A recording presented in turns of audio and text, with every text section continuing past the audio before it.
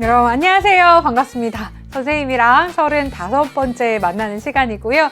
드디어 여러분의 이제 완강이 코앞에 있는 시간입니다. 그래서 일단은 여러분들 진짜 대단하다라고 하는 말을 해주고 싶습니다.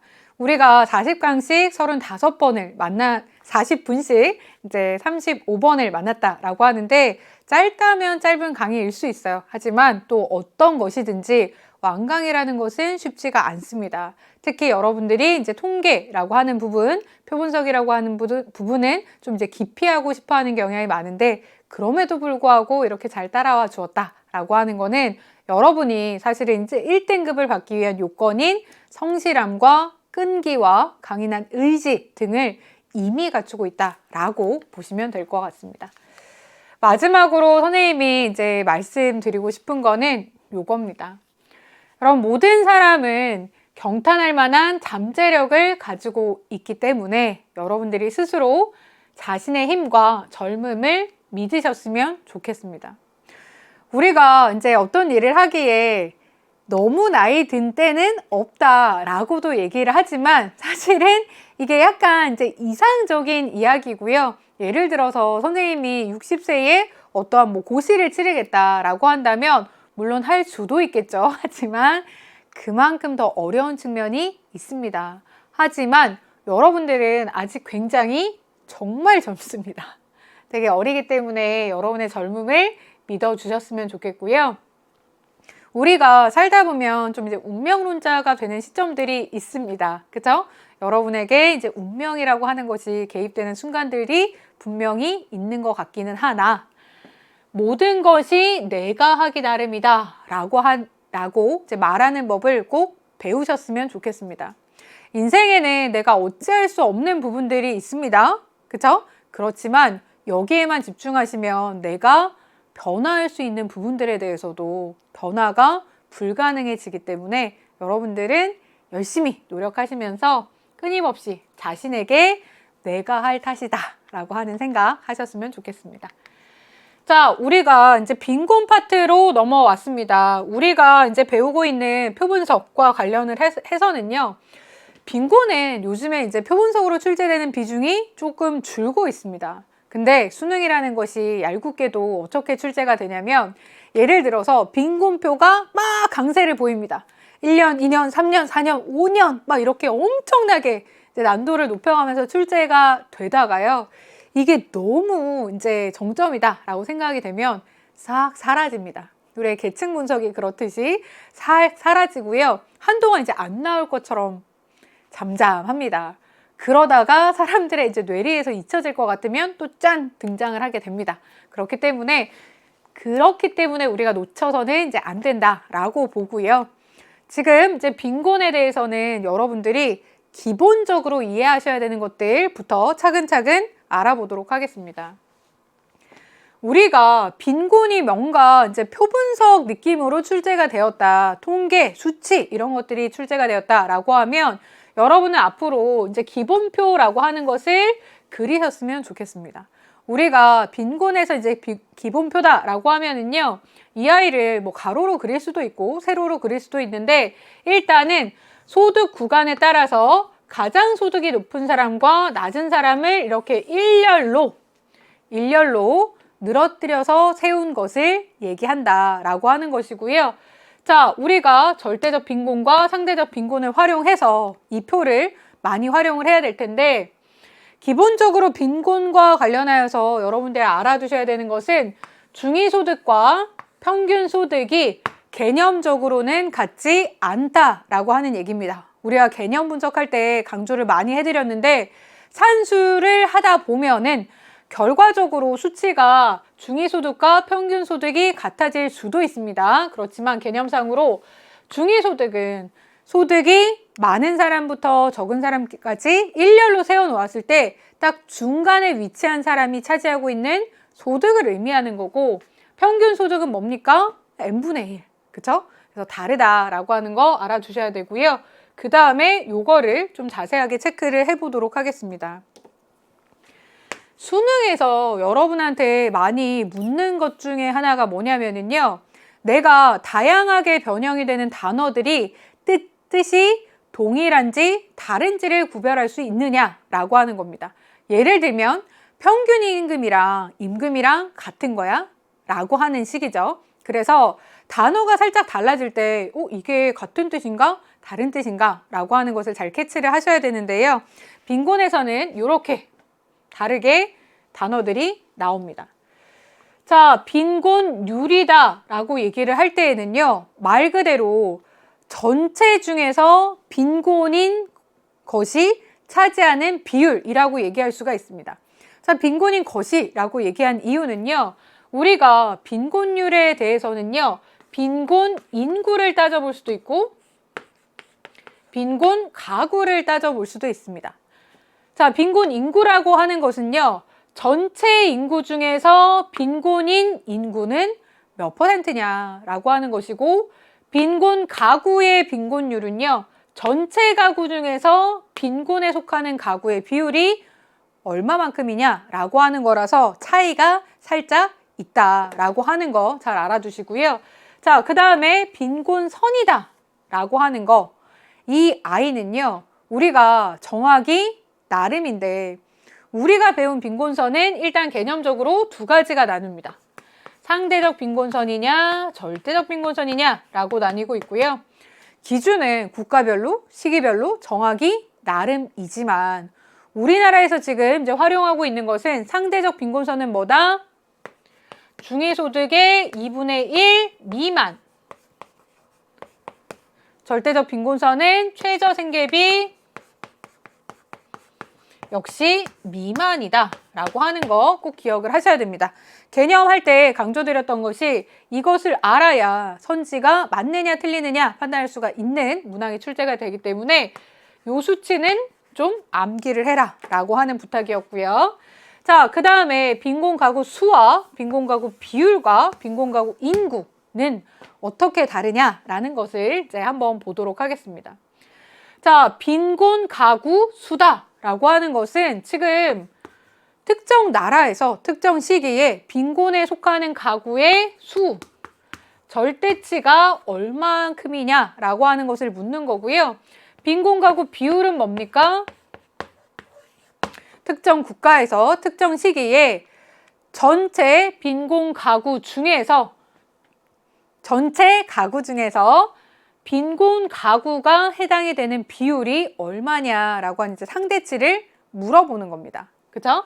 자, 그 다음에 이것도 주의를 하셔야 됩니다. 우리가 문제를 보다 보면은요, 빈곤 가구 인구는 이라고 묻는 경우가 있습니다. 우리가 인구라고 얘기를 하려면요, 빈곤 가구 수 곱하기 각 가구에 속하는 인원이 몇 명이냐라고 하는 것도 고려가 돼야 되는 개념입니다. 아시겠죠? 그래서 이렇게 다르다라고 하는 것을 알아두셔야 됩니다. 요거 잘 기억을 하시고요. 자, 우리는 기본표를 어떻게 해석을 해야 되는지 한번 보도록 하겠습니다. 학생 갑에서 무의 분석에 대한 평가로 이제 옳은 것을 골라라 라고 되어 있습니다. 그래서 갑과 을에 대한 학생들의 분석과 이 분석을 분석한 선지를 연결시키면서 보아야겠습니다. 자, 일단 지금 이 표에서 주어진 거는요, A국의 빈곤 인구 구성의 변화입니다. 단위 %로 주어졌고요. 자, 2014년을 보면은요, 20대 미만, 20대, 30대, 40대, 50대, 60대 이상이라고 해서 개가 100%가 나왔습니다. 자, 그러면 이거 어떻게 구했다라는 얘기이냐? 2014년에 빈곤에 속하는 사람들을, 빈곤 인구를 100명이라고 가정을 했습니다. 그때에 20대 미만이 몇 %냐라고 했을 때에 10%. 이건 11, 이건 15, 14, 20, 30 이렇게 된 겁니다. 2015년도 동일하게 했겠죠. 만약에 빈곤 인구가 100이라면 이런 식의 수치를 보인다라고 이제 힌트를 준 거고요. 단서 조항 잘 보셔야 되죠. 자, 지금 2014년에 비해서 2015년에 A국의 전체 인구는 증가하였고요. 2014년과 2015년의 빈곤율은 일치한다라고 얘기를 했습니다. 만약에 전체 인구 중에서 전체 빈곤 인구가 몇 %냐라고 얘기를 하면 이 수치는 예를 들면 10%였을 때 10%일 것이다 라고 하는 의미입니다. 그런데 그렇다고 해서 빈곤 인구의 수도 같을 것이냐? 수는 같지 않습니다. 왜냐하면 우리가 지금 전체 인구가 몇 명이 증가했는지는 모릅니다. 그죠? 그렇지만 예를 들어서 100명이었는데 200명으로 증가를 했다라고 하면 같은 비율일 때 빈곤 인구는 어떻게 됐을 거예요? 증가했겠죠. 우리가 조금 이제 편하게 직관적으로 느끼라고 2배를 해준 거지만 이게 110만 돼도 그죠? 증가를 한 것이기 때문에 이 두 가지를 종합을 했을 때에 2014년에 비해서 2015년에 빈곤 인구 수는 증가했겠구나 라고 하는 것도 추론해서 알아두셔야 됩니다. 자, 그러면 우리가 이걸 통해서 학생들의 분석을 알아보도록 하겠습니다. 자, 지금 갑은 2014년보다 2015년에 전체 빈곤 가구가 더 많다라고 했는데 방금 전에 해결한 내용이죠. 맞는 설명입니다. 근데 1번을 보시니까 빈곤율 수치가 주어지지 않아서 전체 빈곤 인구를 알 수가 없기 때문에 갑의 분석은 타당하지 않다라고 했으니까 분석 잘못됐습니다. 2번 보겠습니다. 전체 인구가 증가하였고 전체 빈곤 인구 중 50대의 빈곤 인구의 비율도 증가하였기 때문에 을의 분석은 타당하다라고 얘기를 했습니다. 을 알아보겠습니다. 50대 인구 중 빈곤 인구의 비율은 2014년에 비해서 2015년이 더 큽니다. 라고 얘기를 했습니다. 자, 지금 50대를 보시면은요. 20%에서 22%로 비율은 증가를 했습니다. 그쵸? 그런데 여기서 여러분들이 잘 생각을 하셔야 되는 게 지금 우리가 20%다라고 하는 것은 50대 중에서 20%다라고 하는 얘기가 아니고 전체 빈곤 인구가 100명이라면 그 중에 20명이다 라고 하는 얘기입니다. 이때에도 만약에 전체 빈곤 인구가 100명이라면 그 중에서 22%다 라고 얘기를 한 겁니다. 그렇기 때문에 50대의 빈곤 인구의 비율이 증가했는지 감소했는지는 알 수가 없습니다. 50대 중에서 어떤 비중을 차지하고 있는지는 알 수가 없기 때문에 타당하지 않다라고 평가를 하셔야 되고요. 3번 보겠습니다. 자, 병은 뭐라고 얘기했냐면 50대의 빈곤 인구는 40대의 빈곤 인구와 다르게 2014년보다 2015년에 더 많습니다 라고 얘기를 했습니다. 자, 지금 우리가 이제 40대와 50대를 비교를 해볼 건데요. 40대를 한번 보면은 14에서 10%로 감소했습니다. 그리고 50대는 20에서 22%로 일단 비중은 증가했습니다. 그러면 자, 50대의 빈곤 인구는 2014년보다 2015년에 더 많느냐? 이 아이는 맞을 것이 분명합니다. 왜냐하면 우리가 100분의 20일 때 100분의 20이었다라고 해도 인구수가 증가했겠죠. 그런데 지금 심지어 2015년에는 얼마만큼 증가했는지 모르지만 더 증가했단 말이에요. 그러니까 결론적으로 이 아이는 수치가 커졌을 거예요. 문제는 40대입니다. 우리가 14%에서 10%로 비율은 감소했습니다. 그러면 얘가 수도 작아졌을 것이냐? 이 아이는 모릅니다. 자, 극단적으로 여러분이 수치를 이제 대입을 해보시면 딱 직관적으로 이해가 잘 되는데요. 이때에 100명이었어요. 100명. 근데 이때에 빈곤 인구가 1000명이에요. 14명 100명. 비중은 줄었지만 전체 인구 수는 어떻게 될지 모르는 일이기 때문에 이 아이는 달리다 라고 표현을 할 수가 없습니다. 그죠? 지금 그래서 3번은 이제 타당하지 않다라고 얘기를 했는데 그 근거가 잘못됐습니다. 우리가 50대 빈곤 인구는 100% 증가가 맞다라는 사실은 알 수가 있죠. 그렇기 때문에 3번은 답이 아니다 라고 하셔야 됩니다. 아시겠죠? 여러분 정줄 잘 잡고 계시고 4번 보도록 하겠습니다.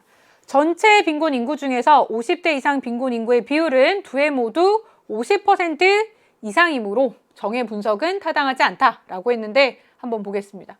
2014년과 달리 2015년에는 50대 이상인 빈곤 인구가 전체 빈곤 인구의 과반수를 차지하였습니다. 라고 되어 있어서 50대 이상이다. 이 두 칸을 더하라는 얘기입니다. 이거 잘 하셔야 돼요. 더하면 50, 더하면 62입니다. 그죠? 전체 인구의 과반수네. 맞는데? 이렇게 하시면 안 돼요. 우리가 과반수라고 하는 거 요즘에 수능에서 되게 좋아하는 용어인데요. 여러분, 과하다라고 하면 넘치다라는 뜻이잖아요. 반수라고 하는 것은 절반입니다. 과반수가 되려면은요, 50보다는 커야 됩니다. 50은 과반수가 아닙니다.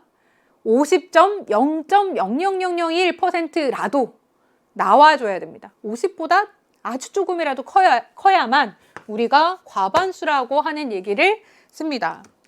그래서 지금 두 해 모두 50%가 넘죠. 그죠? 여기는 50, 여기는 62이기 때문에 50% 이상입니다. 그죠? 50% 이상이지만 그렇다고 해서 우리가 과반수라고 얘기해서는 안 된다라고 하는 거죠. 그죠? 그러니까 4번은 틀린 설명이다 라고 하는 거 알아두시고요. 자, 마지막 보겠습니다.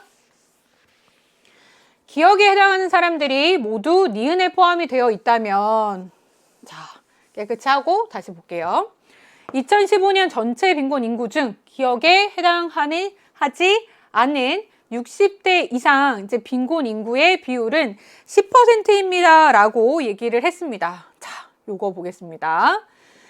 무슨 소리냐? 자, 지금 여기에 속하는 사람들이 다 여기에 이제 포함이 된다 라고 얘기를 했을 때 이거 어떻게 계산해야 되느냐 라고 하는 건데요. 우리가 이거 빈곤 인구가 증가했기 때문에 증가했다. 여기가 100명인데 200명이다. 라고 이제 정해놓고 한번 문제를 풀어볼게요. 이때도 성립을 하느냐. 자, 지금 이때의 60대 이상의 인구는 30명이죠. 그죠? 근데 이때는 몇 명이어야 됩니까? 80명. 그죠? 이때에 우리가 이 30명이 그대로 여기에 속했다라고 하면은 이 사람들은 그대로 온 거고요. 이 사람들이 해당을 하지 않는 거겠죠. 그죠? 자, 전체 중에서 이 사람들이 몇 퍼센트냐? 200 중에 50이다 라고 얘기를 하면은요. 그럼 우리가 200%에서 그 중에서 50의 비율이 얼마냐라고 하는 것을 따져보시면요. 자, 지금 25%가 나오는 거죠. 그래서 지금 10%, 요 갭 차이만큼 10%포인트만큼 차이가 난다라고 하는 것은 타당한 분석이 아니라는 것을 아실 수가 있습니다. 그쵸? 그래서 5번이 정답이라고 결정을 하시면 됩니다. 좀 어려웠죠. 실제로 시간이 상당히 오래 걸리는 문제다라고 생각을 하시면 되고요. 오늘 문제 중에서 거의 이 문제가 가장 어렵다라고 생각을 하시면 됩니다. 나머지는 좀 심플하니까요. 자, 여러분 긴장 풀고 따라오시면 좋겠습니다. 이 주제와 관련하여서 이제 굉장히 많이 출제되는 것이요. 절대 빈곤율과 상대 빈곤율이 같으면 절대 빈곤선과 상대 빈곤선이 같다라고 이제 풀어도 되느냐라고 하는 문제입니다. 예를 들면 절대적 빈곤율이 10%, 상대적 빈곤율이 10%일 때 빈곤선과 상대적 빈곤선은 같느냐라고 하는 건데요. 여러분 이거 어떻게 생각하십니까? 자, 지금 무슨 소리냐면은, 자, 기본표 그려볼게요. 절대적 빈곤율이 그림상으로 좀 너무 현실과 괴리가 있지만, 얘가 이제 전체에서 10%다라고 쳐봅시다. 그런데 상대적 빈곤율도 10%예요. 그러면 이것이 의미하는 바가, 절대적 빈곤선도 상대적 빈곤선이랑 같다고 볼 수 있느냐라고 얘기를 하는 건데, 우리가 이제 원리만 따지면은요, 같지 않습니다. 원리만 따지면. 왜냐하면 여러분 이거 생각을 해보세요. 자, 지금 우리가 그냥 수치를 직접 얘기를 해드리면은요, 예를 들어서 절대적 빈곤선이 10만 원이에요. 그죠? 근데 상대적 빈곤선은 11만 원이다 라고 가정을 해봅시다. 그러면 지금 두 아이가 같지 않습니다. 그런데 공교롭게 이 구간에 속하는 사람이 아무도 없습니다. 0가구. 그러면 빈곤선은 같지 않지만 예를 들어서 이 아이가 10%가 나왔어요. 근데 여기는 어차피 속하는 사람이 없기 때문에 선이 다르면 10%가 나올 수가, 선이 다른데도 10%가 나올 수가 있습니다. 우리가 논리상으로는 이렇게 생각하는 게 맞습니다. 그런데 우리가 평가원에서 뭐라고 얘기를 했냐면요, 이 구간에 아무도 없다는 게 현실적으로 말이 되느냐, 말 안 된다. 그렇기 때문에 우리가 절대적 빈곤율이 같다면 빈곤선도 같다라고 이해해야 된다라고 이제 설명을 했기 때문에 우리는 수능에서 평가원의 기준을 따라갑니다. 그거를 잘 체크를 하셔야 됩니다. 그래서 어떤 식으로 이제 문제가 출제되었는지를 이제 한번 보시면은요, 자, 이 문항 보도록 하겠습니다. 일단 표에서 제시된 게 뭐냐라고 하는 것을 빠르게 보시면은 절대적 빈곤 가구의 비율과 상대적 빈곤 가구의 비율의 변화를 나타냈는데, 2010년에 최저 생계비는 중위소득의 50% 미만이다 라고 얘기를 합니다. 자, 지금 최저 생계비가 중위소득의 50%의 미만이다 라고 얘기를 했는데, 이걸 통해서 우리는 무엇을 알 수가 있냐면요, 이 아이는 뭐예요? 절대적 빈곤선. 이 아이는 뭐예요? 상대적 빈곤선. 이기 때문에 절대적 빈곤선보다 상대적 빈곤선이 많네, 더 크네. 그렇다면 상대적 빈곤 가구의 비율이 절대적 빈곤 가구의 비율보다 더 많겠구나. 그러니까 A가 상대적 빈곤, B가 절대적 빈곤으로 결정이 되겠구나 라고 하는 것을 아실 수가 있습니다. 이러한 상황에서 자, 2005년을 보시면은요, 자, 상대적 빈곤선과 절대적 빈곤선이 일치하느냐 라고 하는 것에 대해서 판단을 하셔야 되는데, 7%인데 방금 선생님이 뭐라 그랬어요? 이론상 우리가 생각을 해보면 빈곤선이 다르지만 중간에 존재하는 가구가 없었을 때, 그 차이만큼 없었을 때에 그런 경우가 나타날 수 있겠다라는 거지만, 우리는 뭐라고 판단을 하셔야 된다? 우리가 이 경우에는 상대적 빈곤선과 절대적 빈곤선이 일치한다라고 판단을 해야 되는구나 라고 기억을 하시면 되겠습니다. 그래서 문제 풀다 놀라지 마시고요, 이렇게 평가원에서 이야기하고 있다라는 거 체크를 하시면 됩니다. 자, 2010년에 상대적 빈곤선은 절대적 빈곤선의 2배이다 라고 얘기를 했는데, 이것도 여러분 잘 기억을 하셔야 되는 거죠. 자, 지금 요 표를 한번 다시 등장을 시켜 보시면은요, 우리가 상대적 빈곤이 10%, 절대적 빈곤이 5%입니다. 그렇다고 해서 빈곤선 자체가 2배이냐? 아니라는 거죠. 지금 예를 들어서 얘가 5만 원, 얘가 7만 원입니다. 그런데 사람들이 여기에 엄청나게 많이 몰려 있어요. 그러면 여기에 5%가 다 몰려 있을 수도 있습니다. 그죠? 그렇기 때문에 뒤에가 틀렸다라고 판단을 하시는 거다. 자, 그 다음 두 번째 보겠습니다. 자, 절대 빈곤율이 10%라면 절대 빈곤층의 소득 점유율은 10%이다.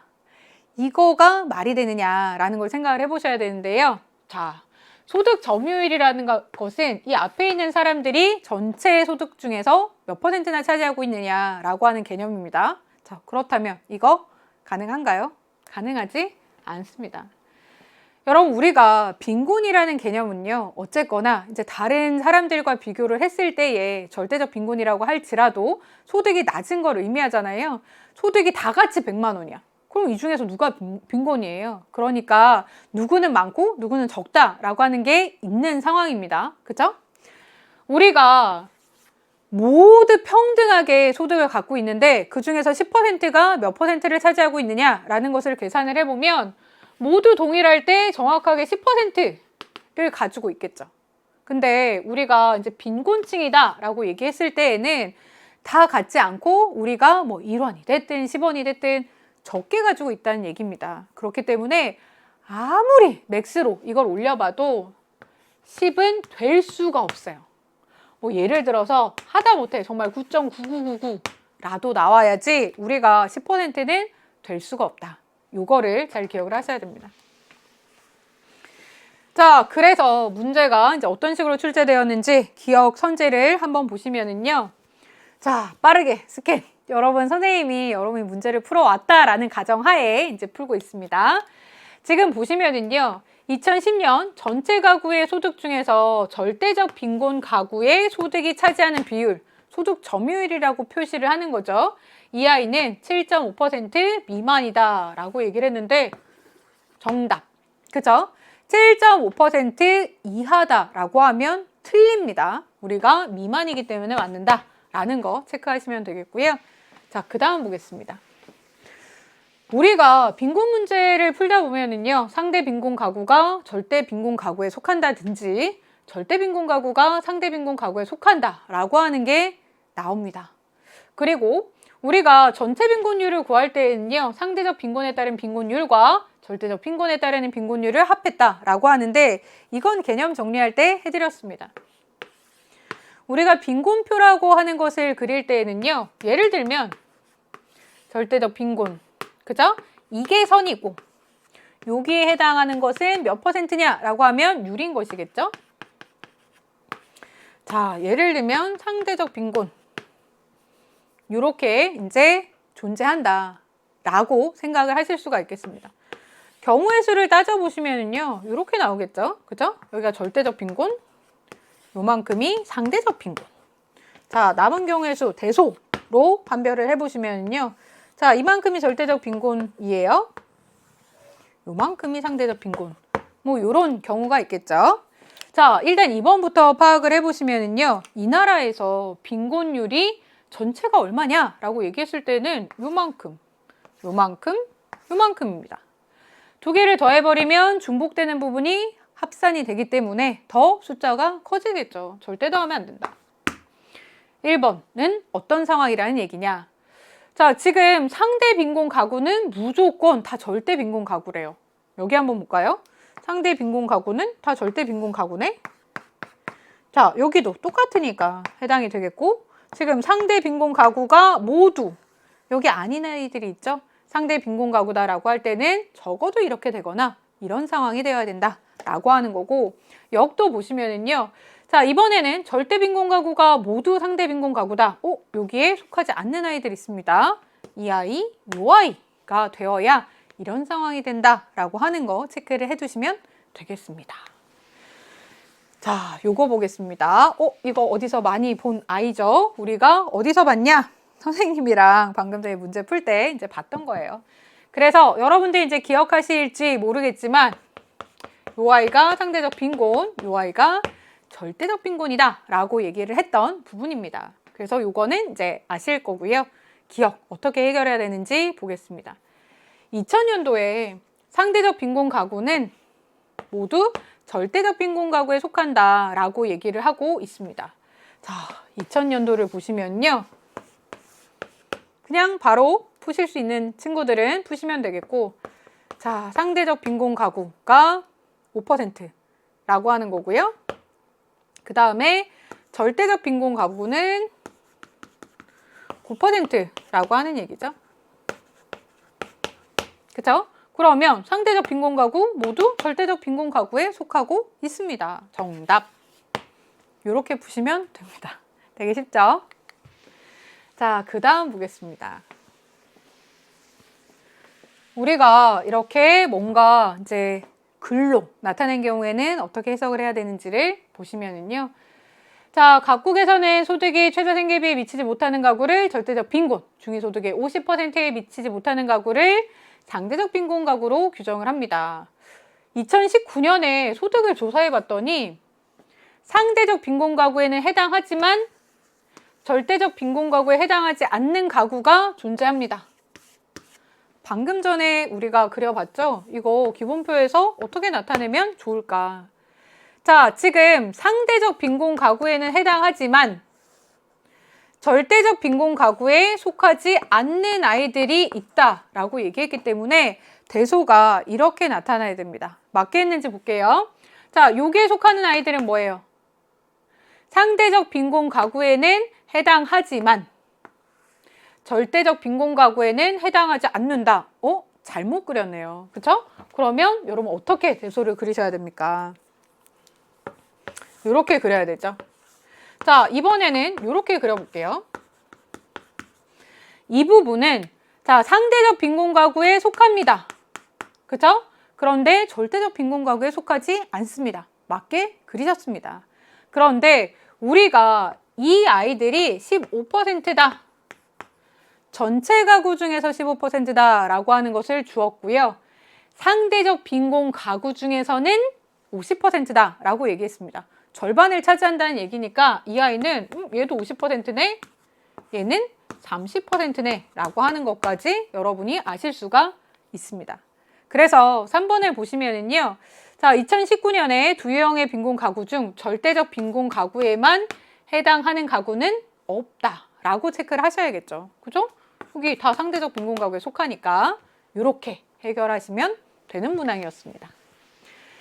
자, 그 다음은 이제 개념 문항인데요. 한번 보도록 하겠습니다. 빈곤 유형 A, B를 우리가 구분을 했습니다. 절대냐, 상대냐 라는 것을 구분하시면 되겠죠.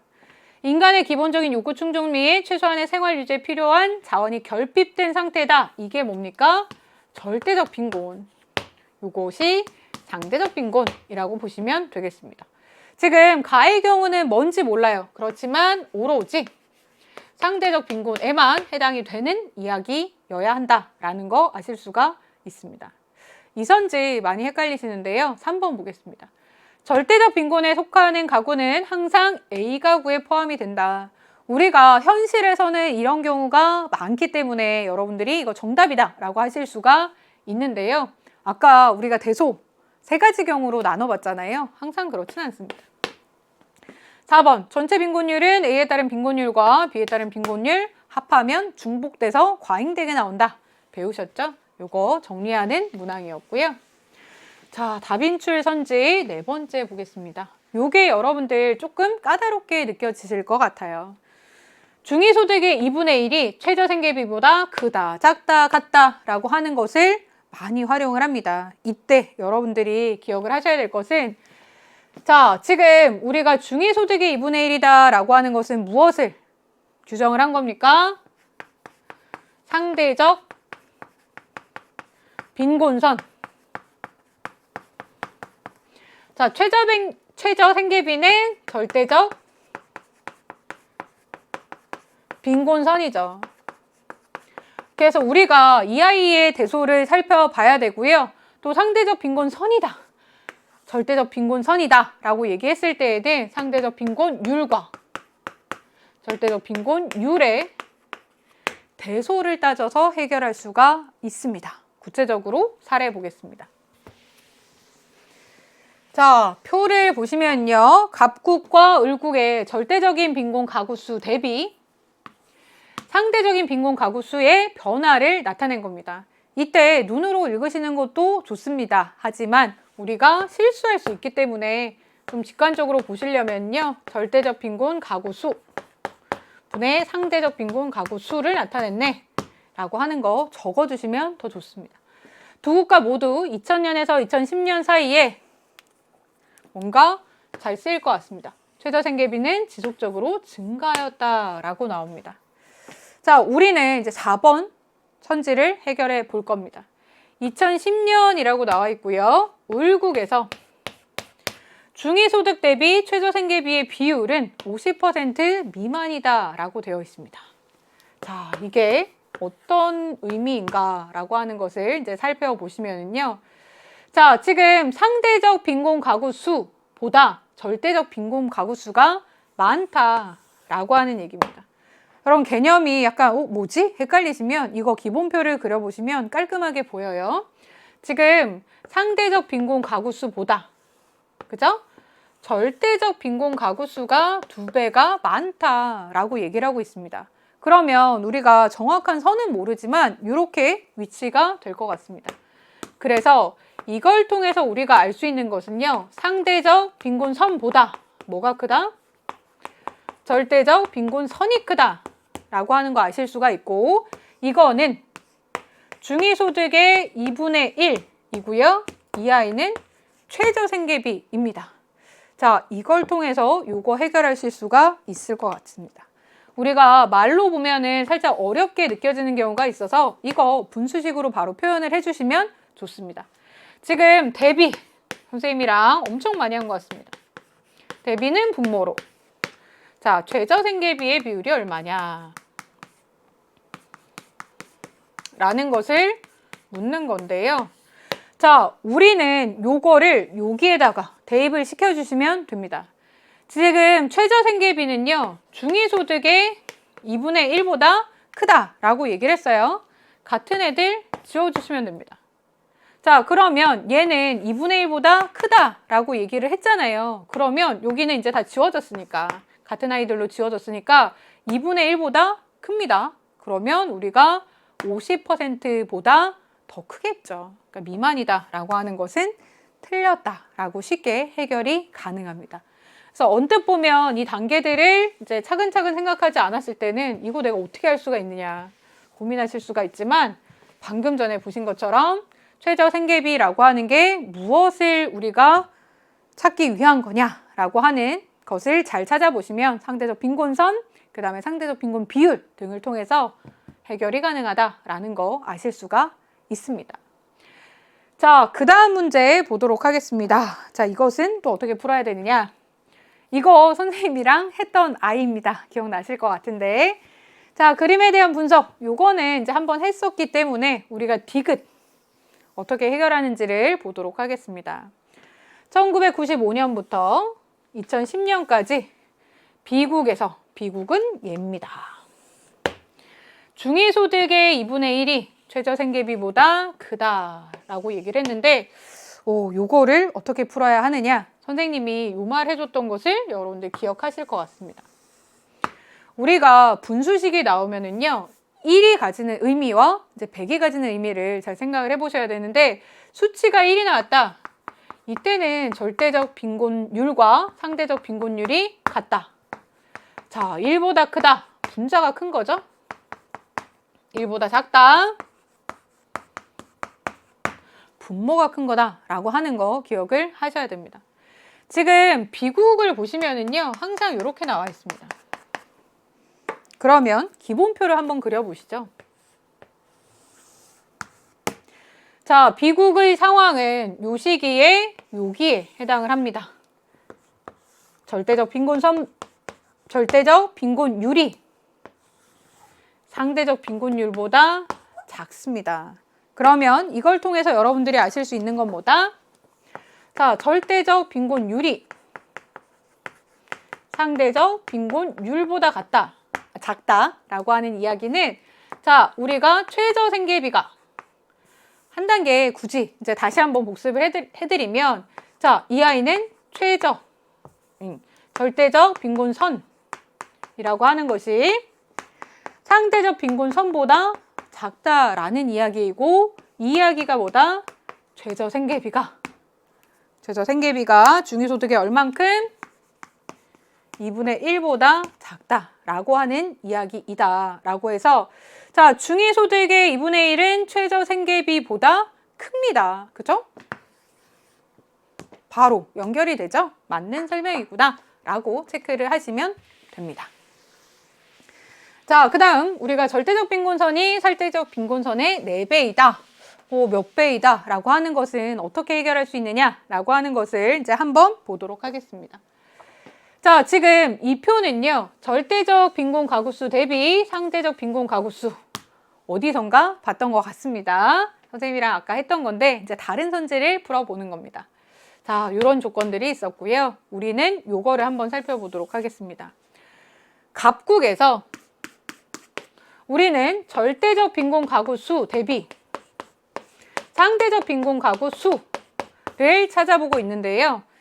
지금 이 아이는 100분의 25기 때문에 4분의 1이에요. 이랬을 때에 절대적 빈곤선이 상대적 빈곤선의 4배이냐? 아니라는 거죠.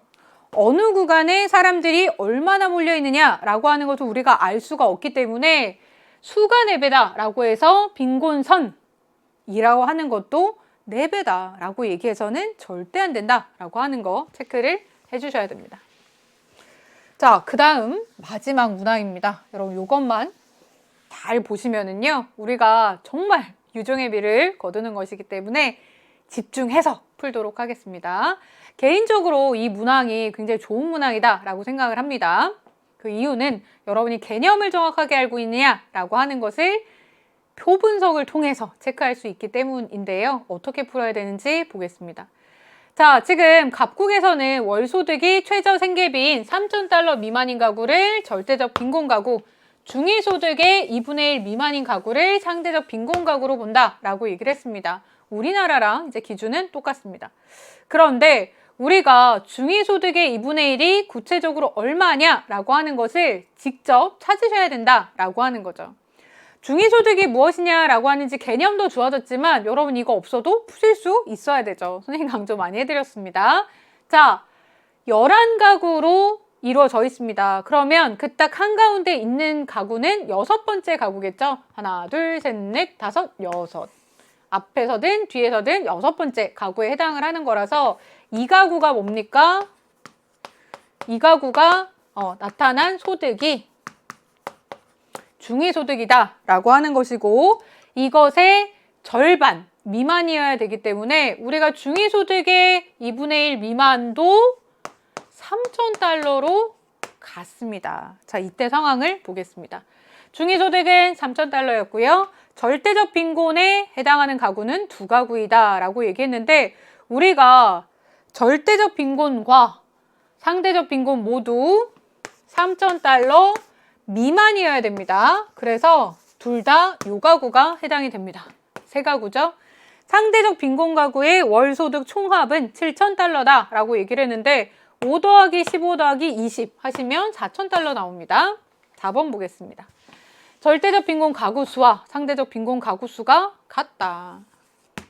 5번 D는 상대적 빈곤 가구에는 해당하지만 절대적 빈곤 가구에는 해당하지 않는다 라고 얘기를 했는데 D는 여러분 정확하게 그 선인데 둘 다 뭐라고 했어요? 이거 잘 보라 그랬죠? 미만이기 때문에 둘 다 해당되지 않습니다. 그래서 정답은 4번이다 라고 체크하시면 되겠죠. 문제 쉽죠? 개념만 잘 아시면 쉽게 푸실 수가 있는 겁니다. 자, 이렇게 해서 여러분 진짜 이제 모든 강의를 완성했습니다. 그래서 항상 해주고 싶은 말은요, 여러분들이 지금 나의 상태가 어떻다라고 느끼든지 이 강의를 다 마쳤다라고 하는 것은 여러분의 성실함이 증명이 됐다라고 생각을 합니다. 선생님이 스스로도 이제 많이 믿는 말이고 여러분한테 이제 자주 해주는 말인데요. 여기까지 내가 왔다면 나는 정말 굉장히 성실하다라고 하는 게 증명이 된 겁니다. 그리고 여러분의 이렇게 성실함이라고 하는 것은요, 단기적으로 보면 이게 나한테 정말 이렇게 좋은 결과를 가져오나? 라고 하는 것을 확신을 못할 수도 있어요. 그런데 장기적으로 보았을 때에는요, 이런 것들이 여러분의 인생을 이제 버티게 해주는, 인생에서 도움이 되는 든든한 버팀목이 돼준다라고 믿습니다. 그래서 여러분들 너무 고생 많이 하셨고 지금의 순간들이 수능뿐만 아니라 나의 인생 전체에서 나에게 정말 귀중한 자산이 될 거다라고 하는 거 꼭 믿으셨으면 좋겠습니다. 여러분 고생 진짜 많이 하셨고요. 선생님이랑은 이제 또 다른 강의에서 만나도록 하겠습니다.